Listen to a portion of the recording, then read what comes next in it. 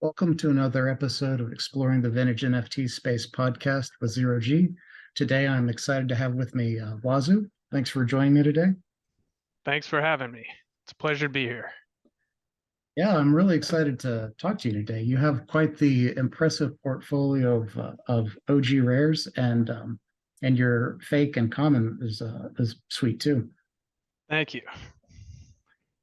Yeah, but before we jump into that, why don't you tell me the story about how you like found out about crypto, and also what was the like what gave you like the drive to actually go through and make your first purchase? Okay, so see if I can. My memory is not the greatest, but I'll try to lay it out. I came out of college with a kind of a finance related degree, and I was also kind of personally big into computers and hardware and stuff like that. So I don't remember exactly what tipped me off to crypto, but it was somewhere back in 2010. Um, I discovered it, and it was probably some tech article or something on some website, but it was still back in the pennies, and it looked interesting, but I couldn't figure out. I was out of college, a little tech savvy, but not super tech savvy, and I couldn't figure out how to purchase it, how to get it. There was no like real exchange that was reputable back then Mhm. that I felt safe, throwing Yeah, down some money to get some of it. Um, and so I just passed it by. Um, and then in 2011, it caught my eye again when um, it started gaining value. It went over $1. It went up to like $20, and so I actually bought some. Just throw a little bit of money in the bucket, like $100 or something. I bought some at around $20, and when it spiked, I sold at like 80, and I felt great, and just kind of washed my hands and stepped away, made a little bit of money. And again, I kind of passed it on,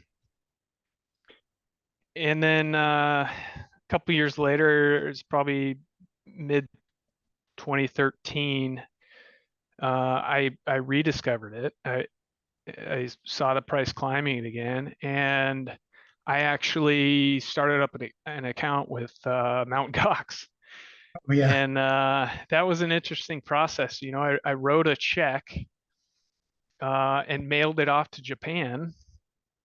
And a week or two later, they had credited my account, and then I was trading, kind of like swing trading, um, Bitcoin on Mount Gox. And then, as we all know, in early 2014, that went belly up, and I got pissed. You didn't get I Gox, was did you? I got Goxed. Oh man, I'm sorry. So that left a bad taste in my mouth for crypto. And again, I left the scene. Um, and then in 2015, um, I was heavily trading equities and options and stuff, and I kind of crept back into the crypto scene, mostly Bitcoin, and some other non shitcoin. Everything is shitcoin, but just kind of stables, stuff that didn't die the next day or the next week. Um, so I was intrigued by the tech of it early on, but I never really dove into how it worked. I was more looking at it from an investment standpoint, as I get the idea behind it. I think it's a great idea. Um, our financial markets are, heavily manipulated and corrupt. Um, and I saw it as kind of a, blockchain wise, is a more trustworthy method of accounting for my investments. So I was kind of heavily on the investment side of it, but also because of my background with tech and computers, I was very interested in the tech side of it as well. Yeah, that's cool. Yeah, it's interesting. It's truly the only or I shouldn't say only, the first asset of its type that's essentially trustless. You know what I mean? Yeah, I mean, I used to be involved in some trading in like crypto and pre-crypto stuff like Forex and whatnot. And, I became intimately familiar with how absolutely crooked and rigged all these markets are. I mean, just top to bottom. So yeah, that's cool. Did you ever I know that I knew someone else who was involved in Gox, and I think they started getting like, didn't they start getting letters last year? Is that still going on?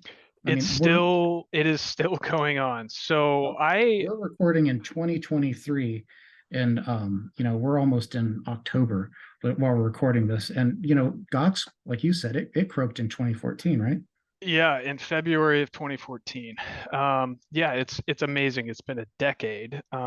You know, Initially I wrote it off as a loss because Yeah. I never thought anything would come of it. And to this day, the way the way the litigation and all that stuff has been going on, it still feels like a loss to me.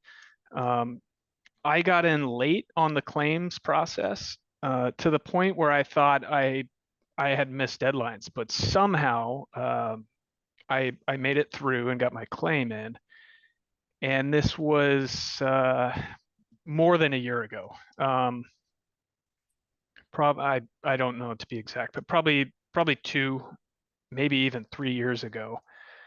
Got the claim in, and it's just been a wave after wave of delays and kicking the can, and it's ridiculous. And it looked promising, like this year was going to be the year, and then they just booted it uh, an entire year down the road. So it'll be 2024 before anybody sees anything, if at all.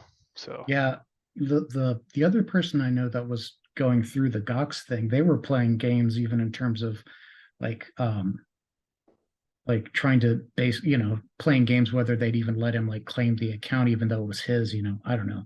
It sounded like, again, like a complete dumpster fire. So hopefully that works it, out for you next year though, man. yeah, I appreciate it. It is truly a dumpster fire, and the trying to make a claim on something you were doing 4 or 5 years prior, Yeah, when you can't log into their system and see your account. yeah, exactly. It- How are you it- good? How do you didn't like, you weren't like people back then, when we were trading on exchanges, like this was early days. You didn't have a button to print out your list of trades and your balance, and not like, yeah, how do especially you, when one day they just turn it off and yeah, nothing's there anymore. So I mean, a lot of people probably didn't even know their final balance. So what do you even know to claim, right? yeah, I didn't know my exact final balance. I had a guesstimation, I Yeah, would say, exactly. but we'll see Anyway, where well, that goes. Yeah. yeah, I do hope that works out for you. That'd be amazing. Because like you, I always, after it went down, I just assumed that was a zero for everyone involved. But hey, if you guys get anything, it's a miracle Yeah, I think that would it'd help a lot of the OG people for sure.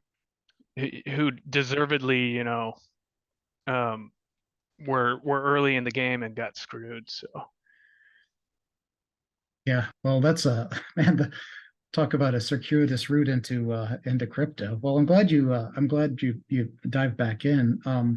So so you started buying back in about 2015. When did you find out about like counterparty and kind of the crypto art capabilities in crypto? So that would be 2017.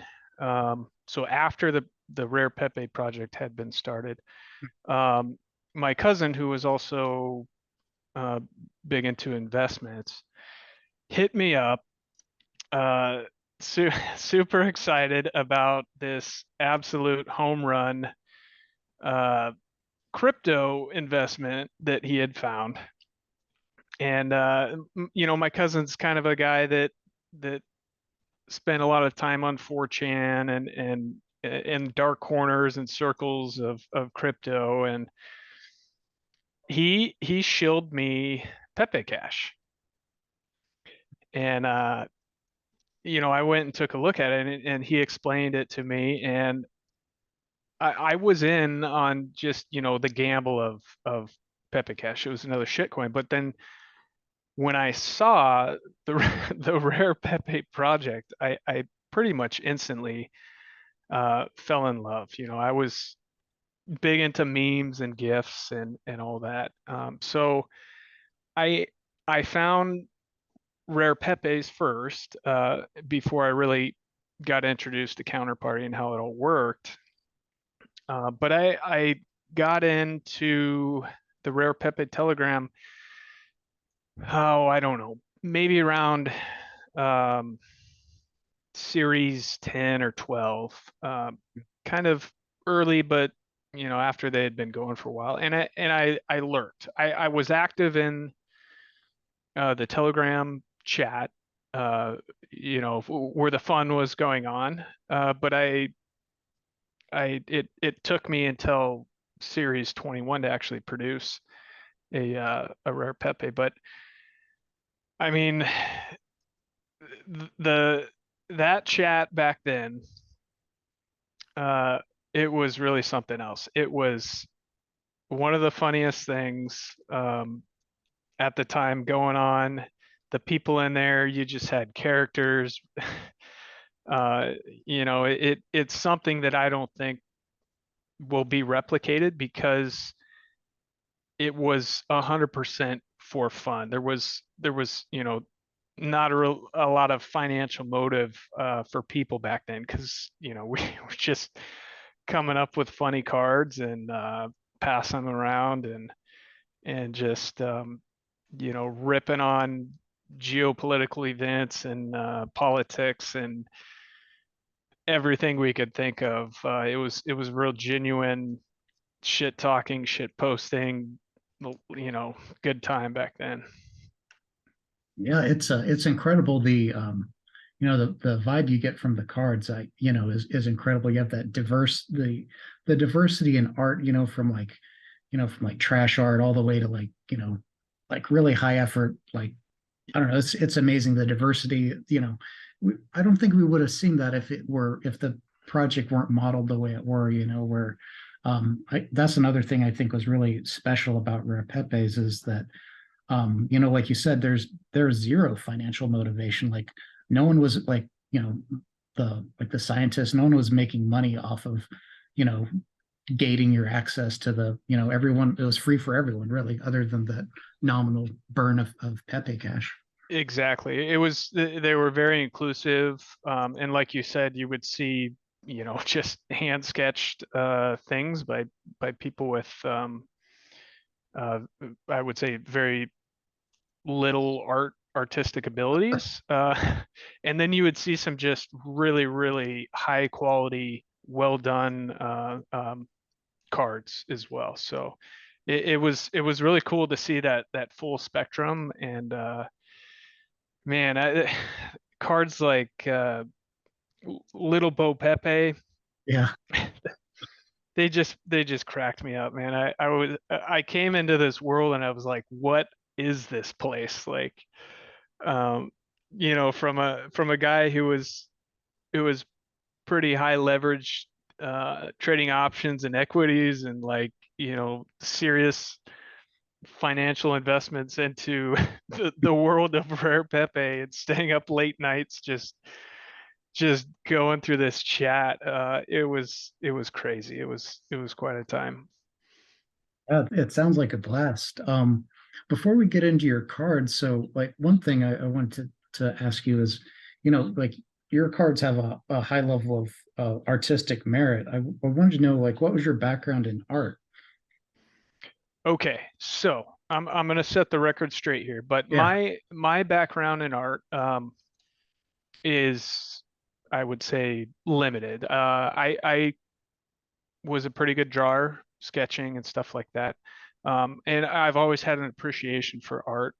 My parents had, usually local, regional pieces of quality artwork from artists in the house, sculptures, things like that. Nothing like crazy expensive, but just quality pieces. My dad had a good eye for artwork, and he collected Oriental rugs from all over Asia into the Middle East, stuff like that. So I was exposed kind of naturally to traditional art and stuff like that. And then I spent a lot of time in Washington D.C. going to the museums. Throughout the course of my lifetime, I traveled the world quite a bit. So I've been to the Louvre in Paris, and anytime I'm overseas or somewhere outside of where I live, I enjoy going to museums and seeing traditional art, and I have that appreciation for it. For Rare Pepes, I am not the artist. I consider myself a Rare Pepe producer. Okay. Um, there is another artist behind my pieces. Unless you consider the token is the art, then the token is me. So I commissioned uh, all of my Rare Pepes. I had a friend from college who was an artist, and he went on to be a comic book artist, No way. and he's done some high profile comic books, covers and pages within the books themselves.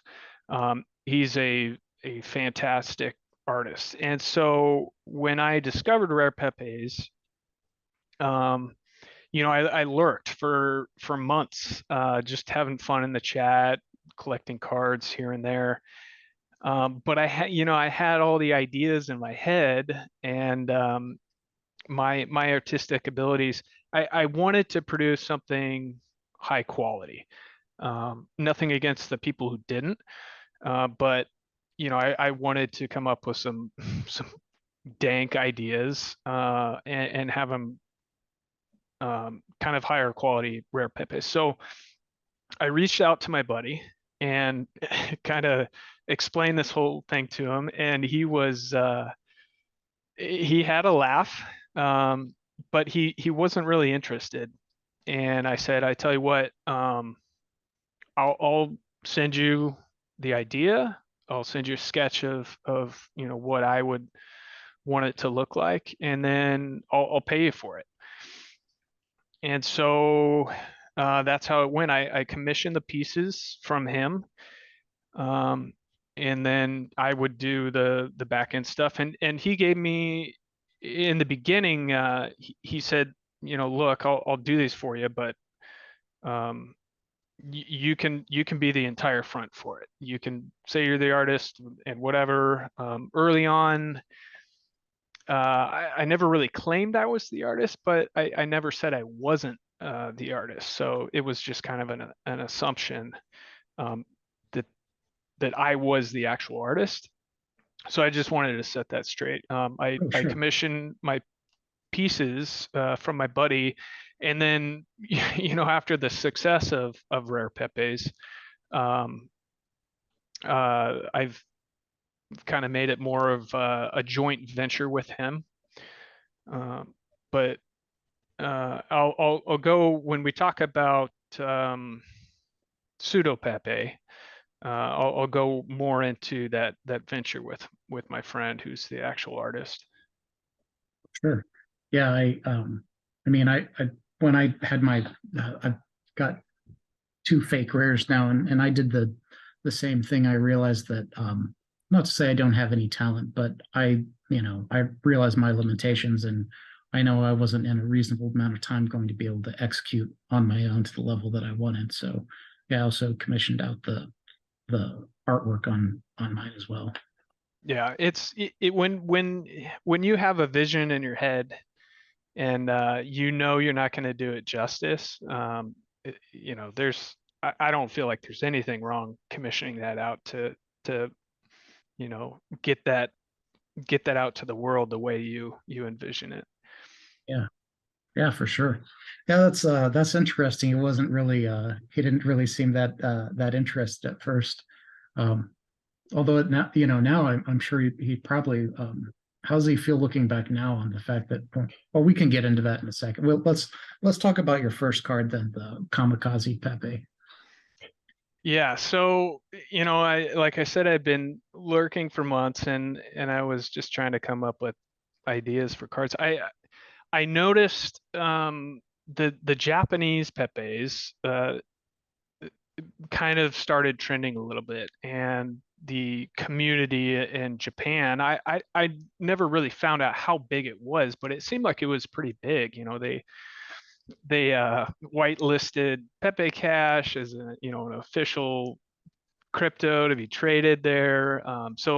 There was this assumption that like the Japanese were bonkers for rare Pepes and Pepe Cash and stuff like that. So I kind of wanted to do a Japanese theme card, and I think I had recently watched what is the movie Empire of the Sun. It's a Steven Spielberg movie from the 90s or 80s with the I think it's a story about the British kid who they were living a Japanese occupation, and there's all these kamikaze Japanese pilots and stuff. And so that was fresh in my mind, and I wanted to come up with something kind of based. So I was like, okay, let's do a kamikaze one and see see how that sits with the Japanese community of Rare Pepe. And so I sketched it out for my buddy, and he made it exactly the way how I had sketched it out, how it turned out, except with the rising sun in the background. I was the one who I think I took it into Photoshop or something and turned it into a GIF where that thing kind of the rising sun rotates in the background. But yeah, I was proud of that one. And a funny story for that is my cousin, who he was familiar with Red Peppers later, like a couple years later or something. One of his buddies found it on I think it was 4chan, but he found it and sent it to my cousin, and it was like, check this Pepe out. My cousin was like, oh, that's my cousin. He's the artist of that. It was kind of this went around the internet and came back. It's just a funny story that these things got distributed outside of the Rare Pepe project and community, and made their way out into the internet. A full circle. Yeah. Well, that's awesome. And how was that? So how was that received when you got that thing listed, the Kamikaze Pepe? It from what I can remember, it was well received, and it was pretty common back in the chat to get hounded for when somebody would release a Pepe, people would want them for collecting reasons, but I'm pretty sure I had a lot of people hit me up on that, and just on the sales wise, it went pretty well. I noticed throughout all my Rare Pepe cards, there's people who were buying blocks of them. They were um, the guy who runs Rare Pepe News, he Uh-huh. was pretty notorious for buying blocks of cards, but I think it was well received, and I got a lot of praise for it. So I was happy with how it turned out, and then that fueled the rest of my cards from there. Is just trying to spit them out as fast as possible because I that was series 21, so the clock at the time we didn't know, but the clock was ticking to get these things produced and submitted. Because it was things were moving pretty fast back then around series 20. Yeah, for sure. Yeah, and so you also submitted and got in Game of Pepe in the same season, right? Or yeah, that's like season 21. Did you submit those both? Which one did you submit first? The Game of Uh, Pepe, Kamikaze. Kamikaze was first, and Mm, I for whatever reason in that series, I think another week went by and I was able to submit my next card, okay, and it made it in the same series. But I remember after that, I don't know if I got any in the same series again. doesn't look like it. Yeah, as more and more people found the project and wanted to submit art, the series has started going pretty quick with submissions. Yeah, cool. Um, yeah, so tell me the story for Game of Pepe. That was just I was trying to think of relevant things at the time. Game of Thrones was huge, so I said I'll do a Game of Thrones deal, and I kind of again sketched it out for my buddy, and that one got in there. Somebody else, there's another Game of Thrones Pepe that was released like right at the same time. So, I remember back then it was if you had an idea that was based off of something current, like it was a race. It was really a race to try to get um, that in there, and you also had to make sure double back through the directory and make sure that it hadn't been done. You would have to uh, check Exchange for to make sure the name wasn't taken. So it was. I remember there was pressure for fresh ideas based off of like current events, things that were popular at the time to try to generate something and get it in there.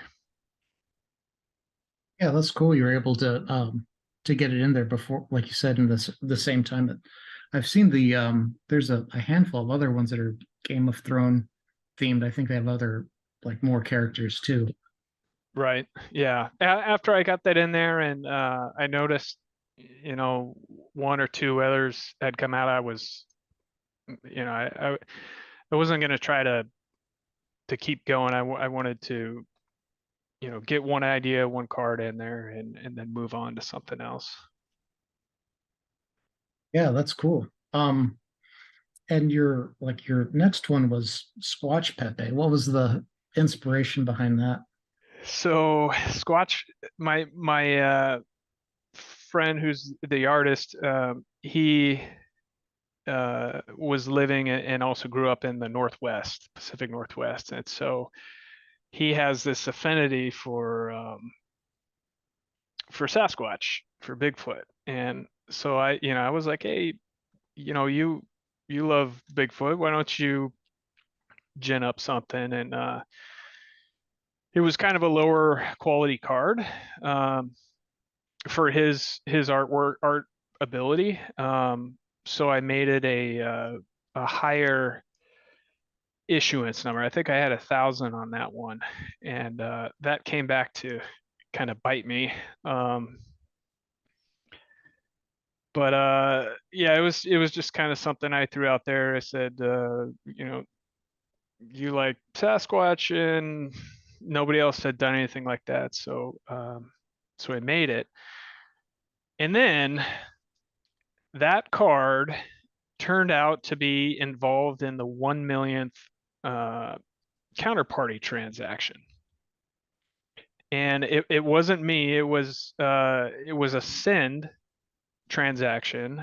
Somebody had sent that card to somebody else. I had, I think I had it up for sale on Rare Pepe wallet. I had, given a bunch away in the Telegram chat.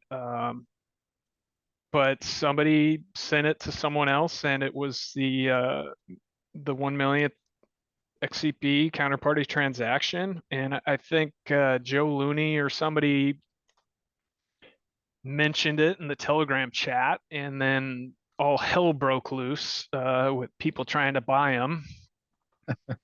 So that one turned out to be more successful than I thought it would. And if the issuance hadn't been so high, there would probably be a lot more value today behind that because of its kind of historic place within Counterparty. But it was pretty cool that happened. I just got lucky, by chance. At first, I went through my transactions trying to see if I had actually been the one, but it was I don't know if it was ever found out who sent it, but it was pretty cool that Joe put that recognition out there, and Yeah, it's that's awesome. got a spot in Rare Pepe has a spot in Counterparty history. It's got many spots, but that's a pretty cool one.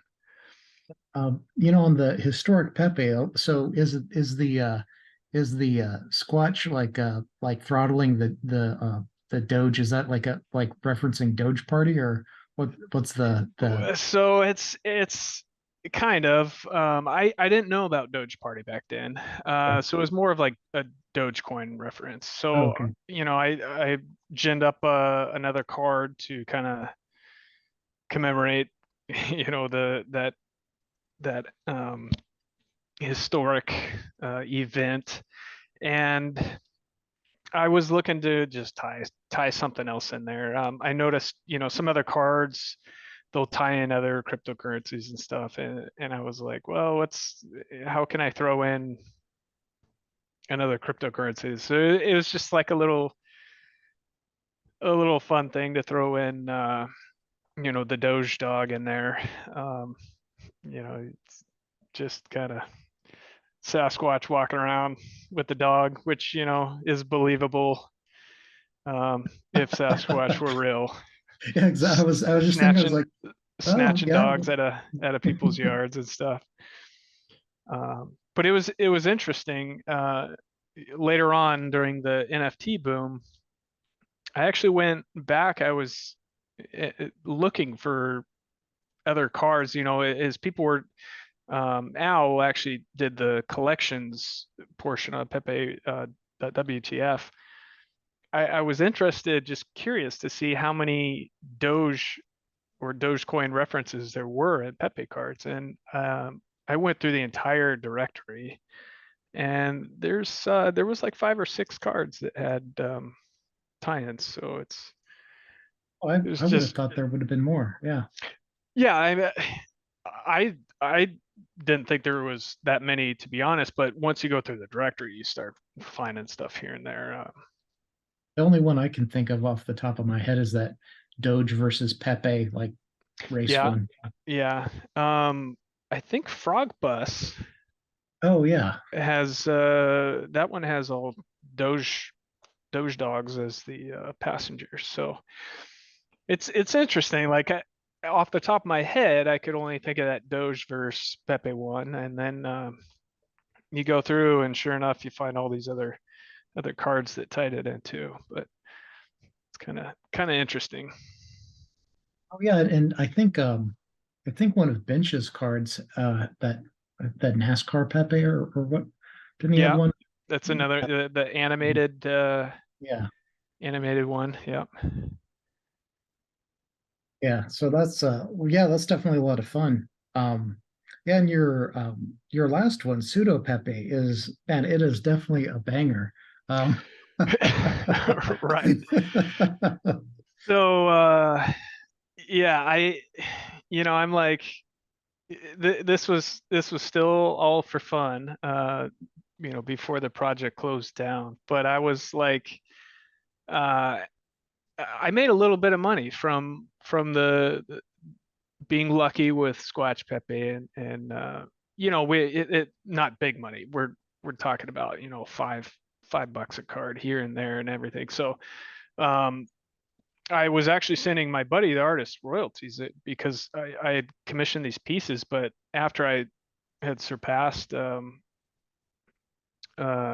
I had paid for him, I was like, hey, this guy, it's his art, he deserves more. So I just started sending him, I made up a royalty number and just started sending him checks. It wasn't for very much in the beginning, but it was something. But um, for pseudo Pepe, originally I wanted it to be imposter Pepe, but that token name had been taken. So I had actually already um, had the artwork generated. And when I went to, I don't know what I was thinking. I didn't try to secure a token name earlier, but when I found out that was taken, I had to break out the synonyms and try to find something to fit. But I told my buddy, so uh, he had done, I won't go into too many details, but he had done some Teenage Mutant Ninja Turtle comic books from some of the big comic brands. And um, that artwork that he did was just insane comic book artwork. It was world class. So I said, "Hey, can you can you generate me some Teenage Mutant Ninja Turtle stuff?" And I told him, I'm like, "Hey, man, the Rare Pepe community is like 99% dudes. So give April just a enormously large rack. So I kind of targeted the art to be, appealing towards men. And some of the responses from the Rare Pepe scientists were just gold. I think I caught a little of them off guard. The rules, it's got to be you know safe for work, stuff like that. But yeah, I told my buddy to go balls to the walls with April, and I think he delivered there. But yeah, just it was supposed to be imposter Pepe. It's like the Pepe dressed up in a Ninja Turtles Halloween costume or something like that, and I was really proud of how that one came out. Yeah, I was always wondering why it was named that. But yeah, man, the art turned out like amazing. Yeah, I mean it is like pro quality, like the level of like the detail and shading on the the characters in the background and stuff. Like I was just looking is, you know, really excellent. Yeah, that's with that card. I did disclose back then that it was a commissioned piece from an actual professional comic book artist, and that was sort of little, marketing ploy behind pushing the card a little bit. But it was difficult because I wanted my friend, the artist, wanted to remain anonymous, so I Yeah. couldn't leave too much of a trail back to him. But Well, I I'm mean with it's not that difficult if somebody really wanted to go down that hole. and it's certainly believable by looking at the again the artistic merit on it that it's definitely someone who has some mad skills. So yeah, exactly. Yeah. So with that, I'll go into the story on my buddy. Initially he wasn't very tech savvy, wasn't into crypto and all that. So he was completely fine with me, you know, he would do the piece, I'd pay him, and I could do whatever the heck I wanted. But I kept them in the loop, you know, like, hey man, this card is popular, people really like this. Would send them royalties, and like kind of kept them in the loop. But um, he wanted to remain anonymous and not, you know, not be the front of that. But um, later on, I would say during the NFT boom, so 2020, and then really into 2021, there was this big clash in the comic book artist industry of with NFTs. Okay. Um, there were like a big group of them who were totally against NFTs. And I think a lot of it was fueled by jealousy, to be honest. You would you would have these random people creating art and making just stupid amounts of money from it. While you would, you know, while these comic book artists were even, you know, even professional level guys in that industry, it's work for hire. You don't work as like a 9 to 5 for a comic book company. The way it works is you generate some pages or a cover or something, and then you shoot that off to the comic book company, and then if they like it, they'll pay you for it. That's it. Um, Sometimes they get commissioned to do work, but it's really kind of a tooth and nail industry. These guys, a lot of them don't, you know, they don't get regular paychecks. They I bust see. their balls, and so I think they saw, you know, just these random people producing art, and getting rich, making crazy amounts of money, and I think they were jealous. So it was kind of taboo for comic book artists to jump into NFTs. And then we saw in 2021, Marvel and DC, the big comic book companies, started telling their artists that they could not, you know, sell Really? NFTs using their brand characters and heroes and stuff like that, which also caused a big stink in the comic book industry. And they even uh, DCMA'd, or is it, am I saying that right? Yeah, yeah. DMCA. Mhm. Yeah. They went after a couple. I don't know specifically who, but they went after a couple pieces and had them taken down off of NFT exchanges. So just you know, it was kind of something that happened outside of you know, the NFT world's purview, that not a lot of people know about. So interesting story, Uh, and my buddy kind of he tried to play it safe.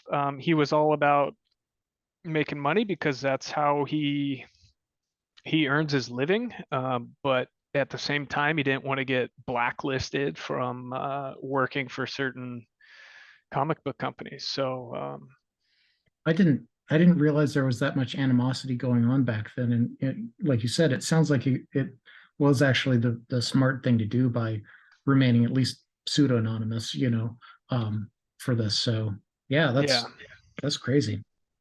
yeah, it was. I you know, luckily he the way we initially set it up, it worked out for him, and he got to make money, especially, you know, during 2021 during the boom, when Rare Pepe artists were making good money. Um, you know, I sent my buddy some pretty fat checks. One of them was 5 figures, and you know, it worked out well for him. But kind of interesting to Yes. see how far of a reach this NFT boom really went. It went into you know, neighboring industries with art and artists.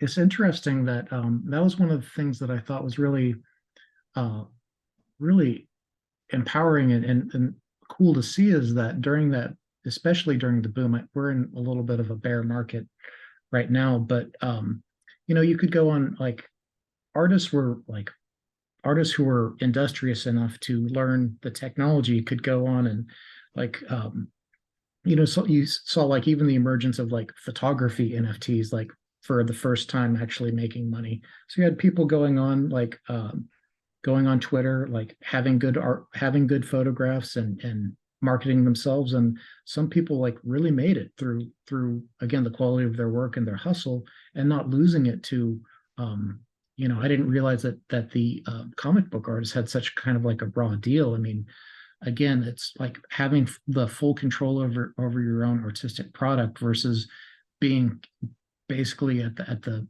like in a adversarial system, serial type system almost. It sounds like with the comic book industries between the artists, other artists, and the publishing companies, right? Right. Yeah. So, and there were a couple comic book artists who were successful. They did transition to NFTs and basically told the comic book companies "F you."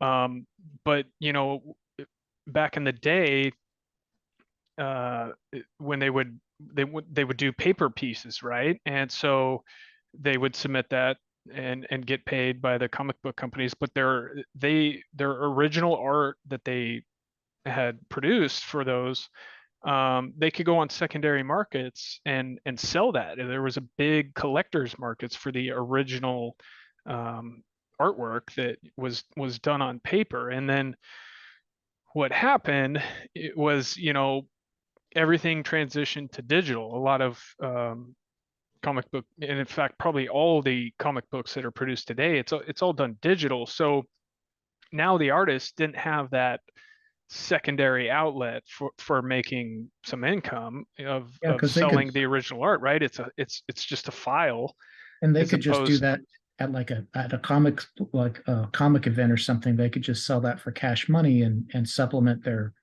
income. Exactly. So Yeah. when everything switched to digital, you know, that kind of went away. But then when NFTs emerged, now the artists had the ability to once again sell that original piece of art for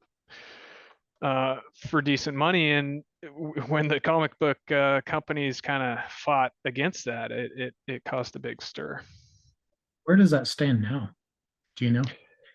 I don't know. So I know it was in 2021 when Marvel and Yeah. DC issued it, and I know a couple artists challenged it and said that it you know, didn't fall under the copyright laws and stuff like that. And since they are the, unless they signed, you know, something in an agreement with the companies, it's their art. They can do with it as they please. So I don't know. You know, the boom happened pretty fast, and you know, those who didn't take advantage of it, the window closed pretty quickly. You know, the NFT space got just kind of filled with garbage and you know, all these PFP 10,000 collections just every day. You know, it got I mean, it got swamped. it was so easy to see that like it was in a serious bubble. Like when you know, you had teenagers out there making 10K PFP collections with Fiverr art that were, you know, minting out for, you know, millions of dollars. I was like, you know, time and time, like again and again and again, like, you knew it was like, you know, to me, like you know, just from strictly an economic perspective, the barrier to entry was essentially zero for minting new work. And Right. there's a, uh, you know, again, with no barrier to entry and these things like commanding a lot of money, like the supply was always going to catch up with it. So Yeah, and it did. But one side of me is like, props to these kids for figuring this out yeah, and taking advantage of it. yeah, yeah, But at the same time, it just became a pure money play. Just pump this crap out, get as much money as you can before it runs off a cliff, which it certainly did. certainly did. So Yeah, yeah, yeah, it was definitely, yeah, except for the people who pulled out outright scams. I mean, hey, if they were which industrious, there were a lot of. yes, a tremendous amount of, but I mean, hats off to them. Like they made it big off the ones that made it legit. Like, they made life-changing money, Right. So yeah. Yeah. So in that era too. So that's when, fake rares came out. What was your impression of fakes as that directory was getting kicked off as an So OG artist? I was totally against it. I I was not happy. So as an OG, you're gonna stick close to your roots and kind of what you're loyal to. And um, it was just that time from 2017 to 2018 was such a genuine fun time within the project, and it certainly wasn't about the money. Nobody was making serious money. I mean, we're talking, it was an eye opener if somebody sold a card for $10. It really made a lot of noise, but um, you know, to see, I don't know exactly when it picked up either. Because we went into this kind of bear market, and things after 2018 when the project shut down, things tapered off pretty quick. The chat got real quiet. It was it was almost depressing, but when fakes came around, I felt like it was, without researching it, I felt like it was just a money grab, something playing off of the original project. I thought it was just kind of a rip, and it took me a while to come around to it. I watched it from a distance, and I saw a lot of the OG artists, and it's like Skrilla was heavily involved in that, and I've got a lot of respect for Skrilla. But it took me some time until I joined. I think I finally joined their Telegram channel, and kind of it wasn't the same, but I did get a vibe of the original uh, Rare Pepe channel and the community there. Some of the same people were in there, and so I did get that vibe, like, hey, you know, this isn't bad. This is an outlet for artists and Rare Pepe fans to keep producing, kind of keep it alive, even though it's never going to be like the original. It's an outlet for them to keep producing art, and for some of them to make some money. So I finally came around to it, and had my buddy produce a fake, and let's see, that finally made it in. Yeah, that was season 11. So We're talking about fake Elon, which captured one of these, like, Elon Musk has, he himself is almost a meme, but there's that episode with Joe Rogan where he goes on and Joe gives him a blunt, and it's obvious, like either he's never smoked weed before or what, but he pretends like he's going to smoke and then makes his face. yeah, the classic Elon smoking the blunt meme template there. And yeah, he, that was, if you look at when I minted that card, that was like right when he was making a lot of waves. Um, so it was easy for me. I went through the fake directory, and then I was like, oh my gosh, now I have to go through the original Rare Pepe directory, the fake directory, dank rares, or there's all these directories, and I'm like, this is this is too much to see if I'm coming up with something original. Um, Somebody had snaked the fake Elon name, so I basically cut the token name down to where the tail end of the fake and E for Elon just lined up as one. Um, but got that card out there, and then I wanted to pay homage to Counterparty where this all started, so I kind of tied in the Counterparty logo there in the smoke. I wanted it to be a little more subtle, but I was fine with the way that my buddy tied it in there. Yeah, it's definitely a fun one, and again, like that's such a an iconic you know photo slash meme of that image of Elon. Yeah, I thought it came out pretty good, and I wanted a low issuance on it. Uh, Not to, it, I wanted to make some money on it, but I wanted, I like that idea of scarcity and rarity, and I didn't think that was huge, coming in this fake rares project, but I wanted a respectable card with the lower issuance that if there's real collectors out there that like it and value it, that they'll go for it. Yeah, well, that's awesome. Yeah, I remember watching. I got involved pretty early in fakes, but I missed that cutoff for the fake ASF drop. But like once I Oh, saw, as did I. Yeah, I wish I was included on that.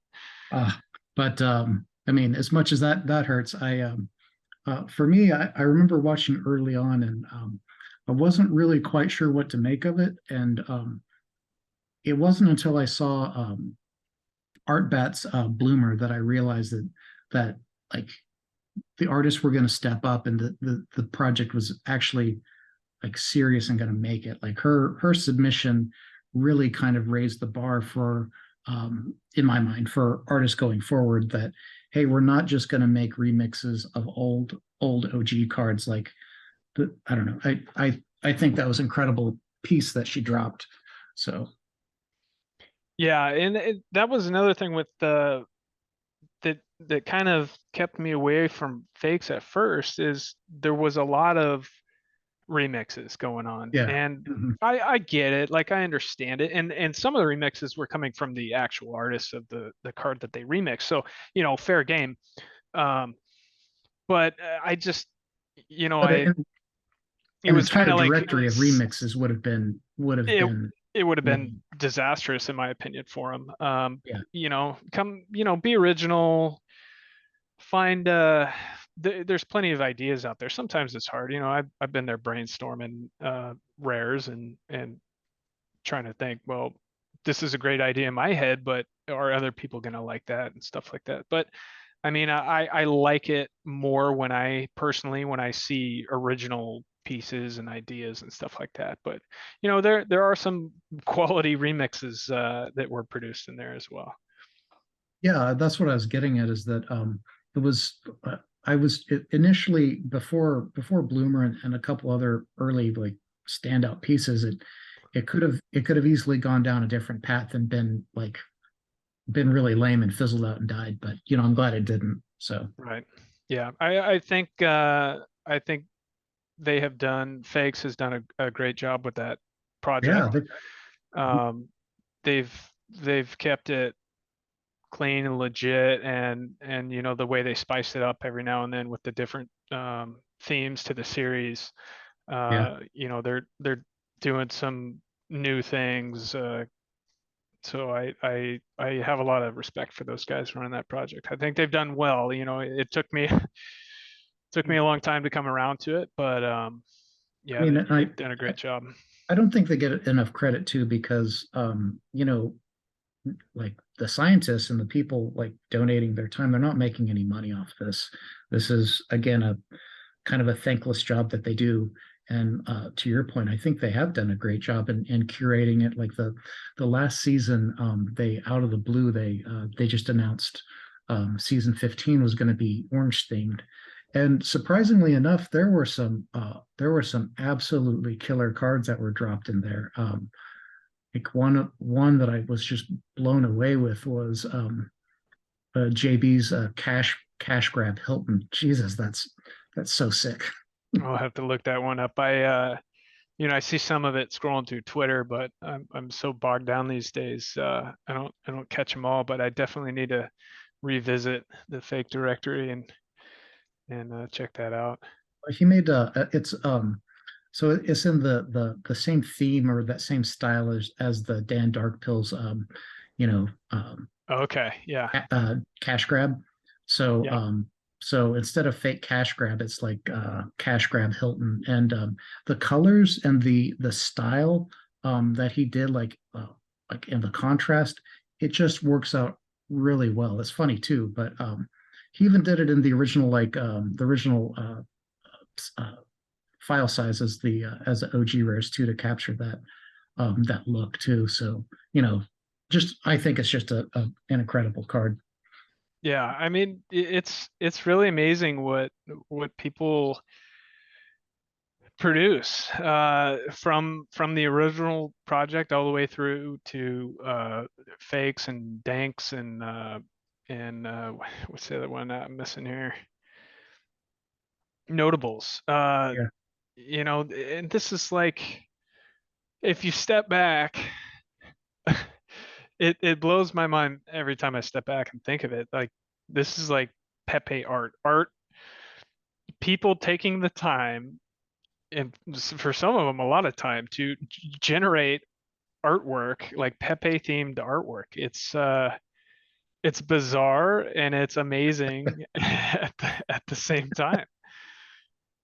it's a beautiful thing. I mean, like you, there's so many amazing artists and just so much dank artwork. I wish I had the money to collect it all, but yeah, I'm blown away by the output of the community.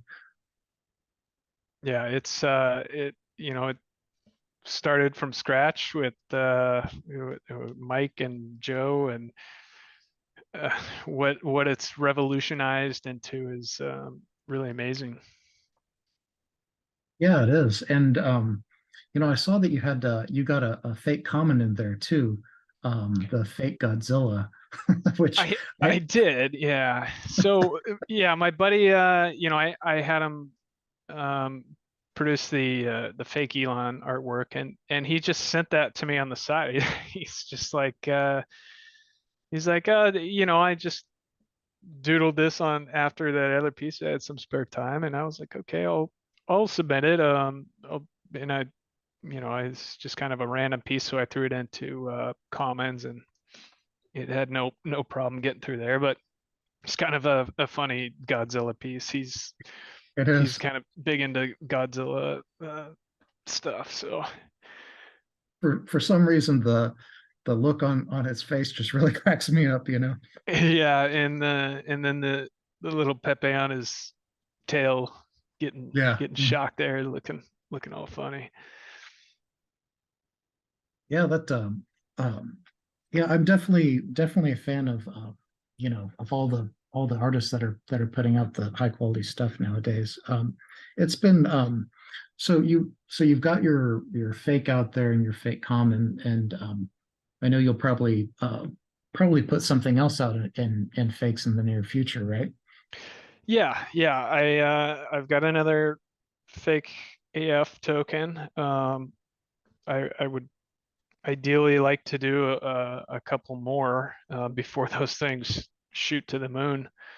Um, right now, just kind of in brainstorming mode.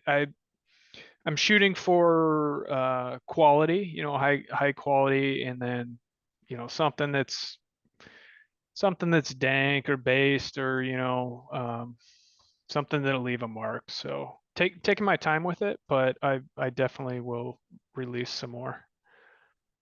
One thing I wanted to ask you too, I mean, I think that I think Rare Pepes is again one of the most amazing like collections in all of the NFT scene, and particularly the vintage NFT scene. How does it feel now? Like again, we're in 2023, so looking back now, you've got this portfolio of dank cards out there. I mean, how does it feel to have that under your belt?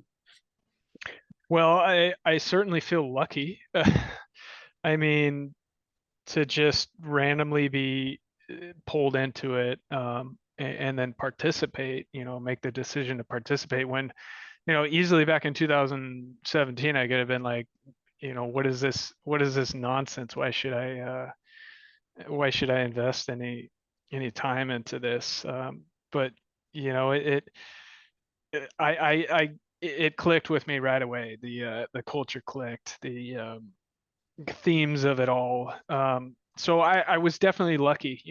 There was, how many Rare Pepe artists are there? The 100, 200 out of 7 billion people on this rock. So I'm lucky and I'm blessed, but to see what it's blown up into is just crazy. And I deservedly, even when Rare Pepe is kind of undervalued or underexposed, to the rest of the NFT market, um, it's still a huge deal, and more people will come around to it.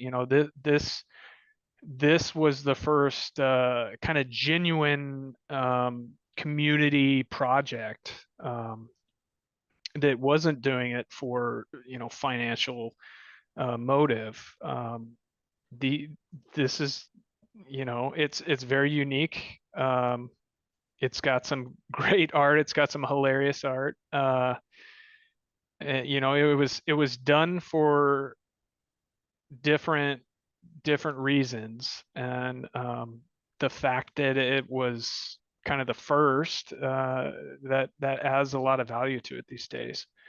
But it's, I remember watching in late 2020, early 2021, when the NFT scene was blowing up, and just watching the prices of these Rare Pepe cards just shoot the moon. From, we were giving these away. We were swapping these, selling them for $1 or $2, to, Right. it shot up to hundreds of dollars per card.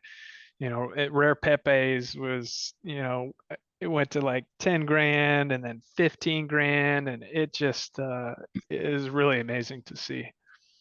It, one thing I look back on that makes me cringe is there's some people that came into the scene that they would like buy up a ton of supply of like, I'm thinking of a particular card where it's like, oh, this is a play on the rarest baseball card ever, and then they'd go out and they'd hype everyone up, and then they'd, dump on their followers or whatnot. I don't know. It's Yeah, like, so yeah, that definitely happened a lot in the NFT bowl.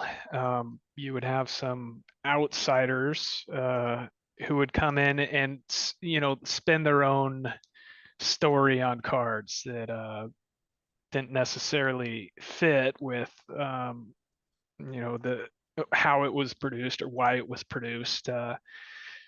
But when there's money to be made, these people yeah, show up, and they did. And some of them still own huge chunks of these cards too. So yeah.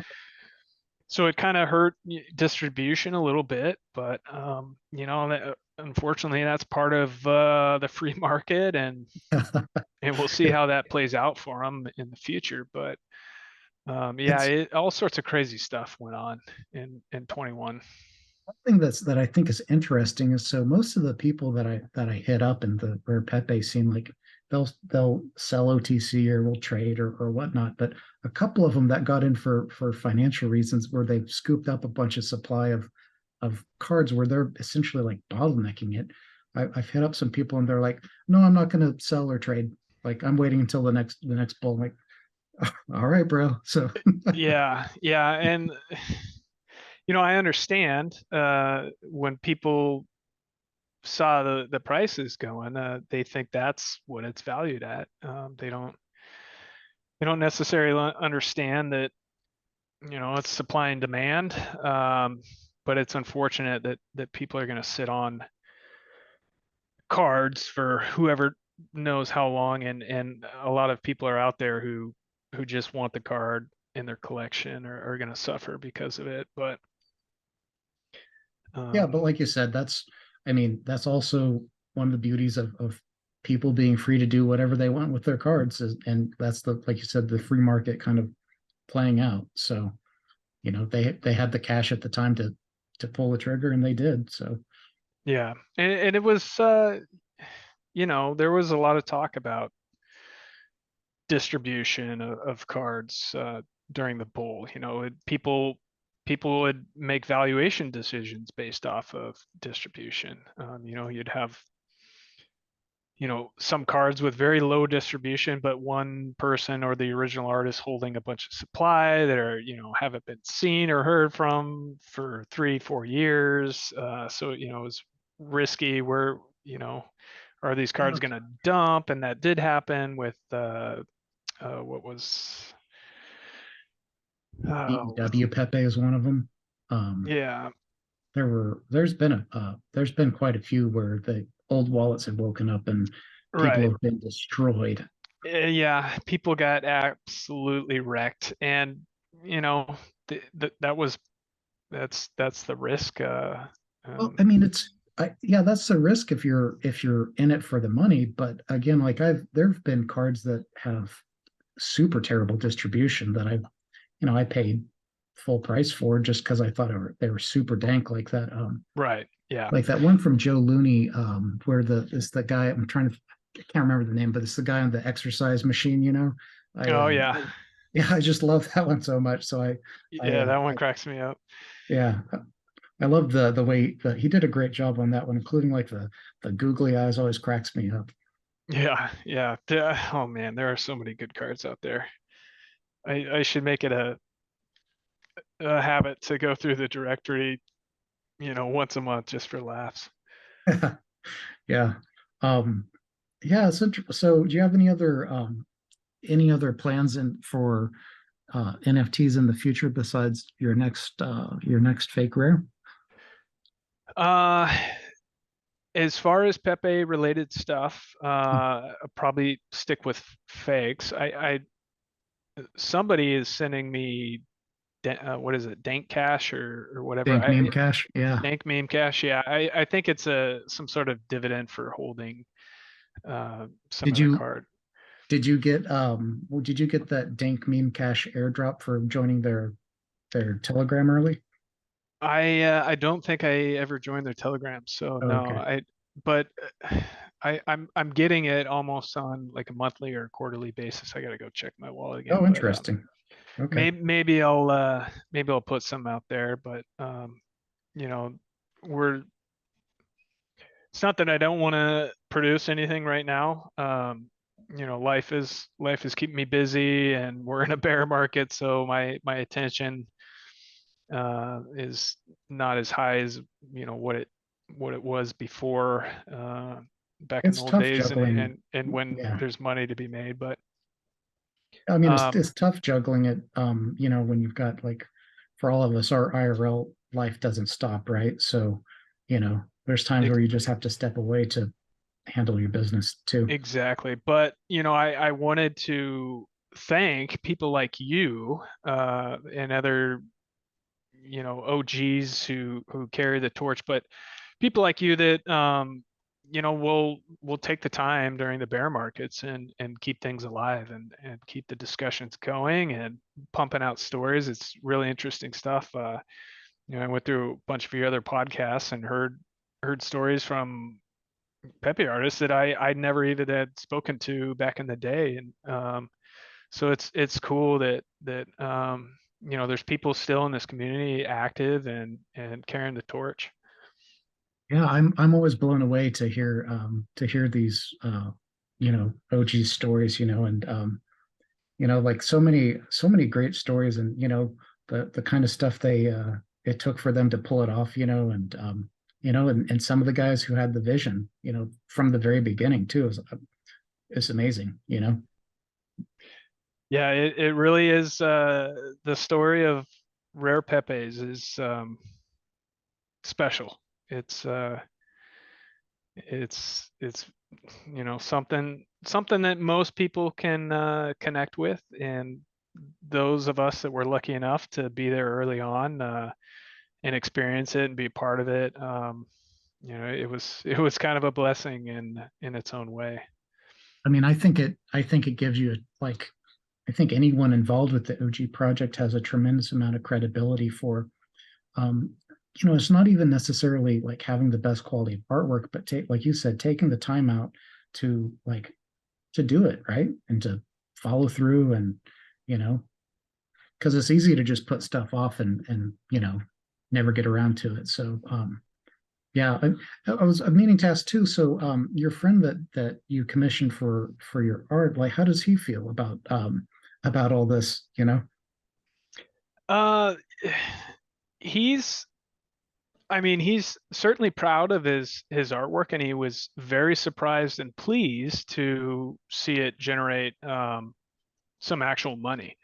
Uh, Early on, you know, it was, you know, I was paying him a couple $100 for a piece. Some of them you know, within before the project had closed, I never really broke even, but I was happy to, you know, give my buddy some work and pay him for some art. Um, but he was very surprised during the NFT bowl when they started generating some serious money. But he's certainly proud of his artwork. He gets it. Like, I had to send him the whole history on, you know, Rare Pepes and have him watch the documentary, and so he could understand exactly what he was taking part in, even if it was anonymously. But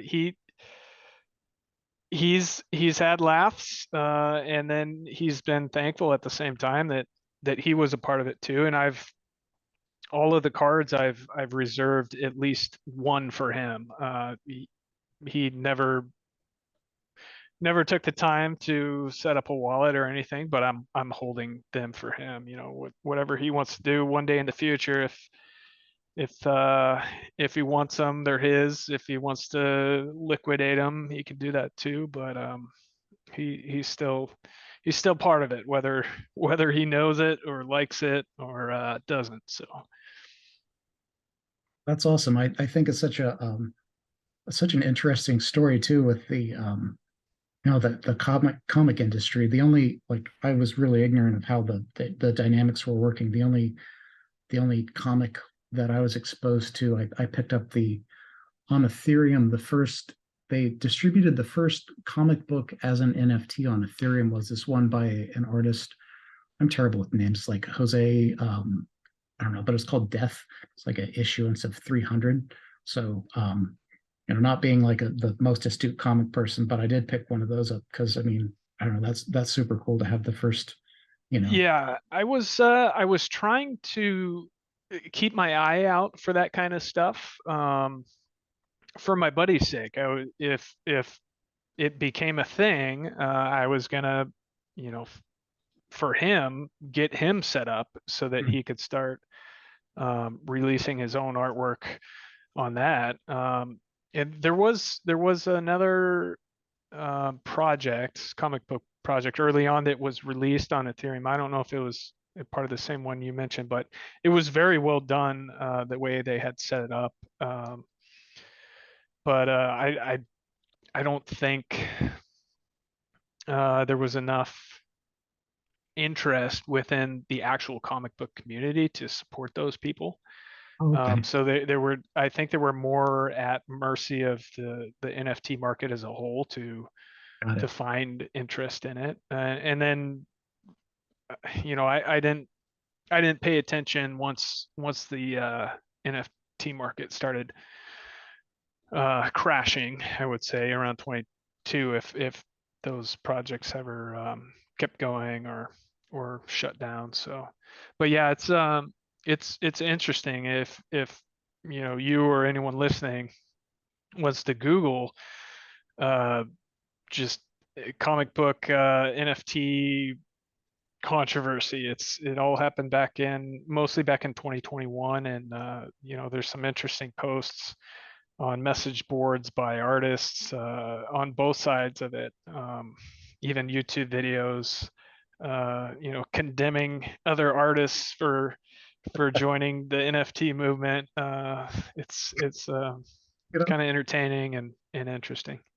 it's interesting. The other thing you made me think of when you're talking about that is like, it's easy for myself to kind of like assume that everyone else is into crypto by now, but I guess it's kind of a reality check that no, a lot of like the majority of comic book consumers are not into crypto or NFTs. So, because I would have just until you told me that, I'd be like, well, I thought like that there would have been enough of a crossover to sustain an artist like directly instead of going through again that old style. But we're still relatively early days. Yeah, we are, and I think those big companies, DC and Marvel, even took a shot at NFTs themselves. I didn't pay enough attention. I don't, like most corporate entities who try to release NFTs, not very many of them were successful, at least so far. What this space has a long ways to go to pan out, but um, for the artists, I think it was a good opportunity to make some good money compared to what they normally make within that industry. That's what I'm all about is empowering the artist to um, again have control over their art if they want to sell it directly or however they want to structure it. It gives them way more options than again. It just feels just thinking the way you described it with the big comic houses seemed like a pretty gross thing where essentially they pay you what they want to pay you.